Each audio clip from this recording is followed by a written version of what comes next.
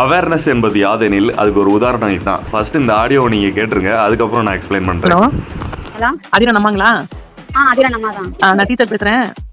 சொல்லுங்க. அந்த நம்பரை தான் நாங்க எம்எஸ்ல ஏத்திட்டு இருக்கோம். இது உங்க நம்பரா? அதிரா அப்பா நம்பருங்களா? இது என்னோட நம்பருங்க. சரி, அப்ப இந்த நம்பரை ஏத்திடுறோம். இது இந்த நம்பருக்கு ஒரு ஓடிபி வரும் 6 டிஜிட்ல. புரியல. நம்பர் 6 டிஜிட்ல ஒரு மெசேஜ் வரும். அந்த நம்பரை எங்களுக்கு சொன்னாதான் நாங்க ஏத்த முடியும். அது கொஞ்சம் சொல்லணும் நீங்க. இல்ல சொல்லுங்க. வேணாம் வைங்க. அதிரன் இருக்காளா பக்கத்துல? நீங்க யாருங்க? நான் டீச்சர், எனக்கு ஆளு இல்லையா? நீங்க வைங்க, அந்த டீச்சர்ல போய் சொல்லுங்க. கண்டிப்பா இந்த அவேர்னஸ் எல்லாருக்குமே இருக்கணும். ஆனா ஒரு சில பேர் கமெண்ட் பண்ணிருந்தாங்க, அது எமிஸ்ல ஏத்துறதுக்காண்டி கால் பண்ணிருக்காங்க, இந்த அம்மா லூஸ் மாதிரி பேசிட்டு இருக்கு அப்படின்னு. அந்த மாதிரி கமெண்ட் பண்றவங்களுக்கு நான் ஒண்ணே சொல்றேன், டே வெண்ணமனே, ஏமாந்தவங்களுக்கு தாண்டா வழி தெரியும். ஆமா, இதே ஒரு காரணமா வச்சு எமிஸ்ல உங்க நம்பர் ஏத்துறதுக்கு கால் பண்ணிருக்கீங்க, ஓடிபி வரும் சொல்லுங்கன்னு சொல்லி பேங்க்ல இருக்கிற அமௌண்ட் ஆட்டை போட்டாங்கன்னா என்ன பண்றது? இந்த ஆடியோல பேசுறவங்க உண்மையிலேயே டீச்சர் மாதிரி தான் தர்றாங்க. ஆனா இது மிஸ்யூஸ் ஆக வாய்ப்பு இருக்கு. அதுக்கு ஸ்கூலுக்கே எல்லா பேரண்ட்டையும் கூப்பிட்டு இதை முடிக்கலாம்.